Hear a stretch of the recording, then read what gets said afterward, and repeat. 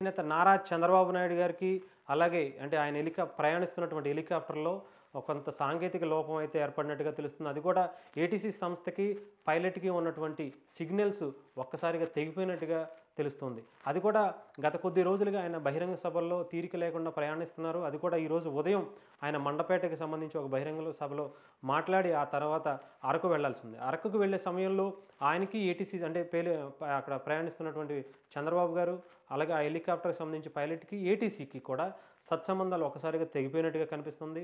దాన్ని వెంటనే సరిచూసుకున్నటువంటి ఏటీసీ సంస్థ వెంటనే అటు పైలట్‌కి సమాచారం అందించి మీరు తప్పుడు దారిలో వెళ్తున్నారు, తిరిగి వెనక్కి రండి అని చెప్పేసి హెచ్చరించినట్టుగా తెలుస్తుంది. వెంటనే తిరిగి తేరుకున్నటువంటి పైలట్ తిరిగి అటు ఏటీసీ సంస్థతో సత్సంబంధాలు తీసుకొని, సిగ్నల్స్ తీసుకొని వెంటనే మళ్ళీ ఆయన వెళ్ళాల్సిన చోట అరకు ఏరియాలోనే మళ్ళీ సిగ్నల్స్‌తో పాటు ఆయన సేఫ్‌గా ల్యాండ్ అయినట్టుగా తెలుస్తుంది. ఒక్కసారిగా తెలుగుదేశం పార్టీ నాయకుల్లో కావచ్చు, కార్యకర్తలు కావచ్చు, అందరిలో కూడా ఒక్కసారిగా ఒక భయంతో ఏర్పడిపోయిన సందర్భం. ముఖ్యంగా అంటే పొద్దున్న రావాల్సిన హెలికాప్టర్ కొంత లేట్‌గా వెళ్ళటం, ఒక్కసారిగా ఏం జరుగుతుంది? ఏమైపోయింది?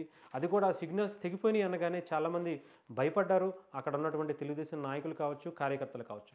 ఎందుకంటే గతంలో జరిగినటువంటి కొన్ని ఇష్యూస్ కూడా మనం చూసుకుంటే అటు రాజశేఖర రెడ్డి గారు కావచ్చు, ఆ గతంలో జీవీఎంసీ బాలయోగి గారు కావచ్చు. ఇవన్నీ కూడా ఒక్కసారిగా వాళ్ళందరూ కూడా చూసుకొని భయపడిన పరిస్థితి అయితే నెలకొంది. ఏదైనా సరే చంద్రబాబు గారు సేఫ్‌గా అరకు బహిరంగ సభలో అక్కడ బహిరంగ సభకి సంబంధించి ఆయన ఏర్పాటు చేసుకున్న హెలీప్యాడ్‌లో ల్యాండ్ అయ్యారు. ఆయన బహిరంగ సభలో కూడా పాల్గొన్నట్టుగా తెలుస్తుంది. ఏదేమైనా సరే ఒక్కసారిగా భయాందోళనకు చెందినటువంటి టీడీపీ నాయకులు కావచ్చు, కార్యకర్తలు కావచ్చు. ఒక్కసారిగా ఊపిరి పీల్చుకున్న పరిస్థితి అయితే కనిపించింది. ఎందుకంటే గత కొద్ది రోజులుగా ఆయన అనేక బహిరంగ సభల్లో రోజుకి 2, 3 బహిరంగ సభల్లో అది కూడా ఒకటి ఉత్తరాంధ్రలో ఉంటే, ఒకటి రాయలసీమలో పెట్టుకుంటున్నారు, ఒకటి కోస్తాంధ్రలో పెట్టుకుంటున్నారు.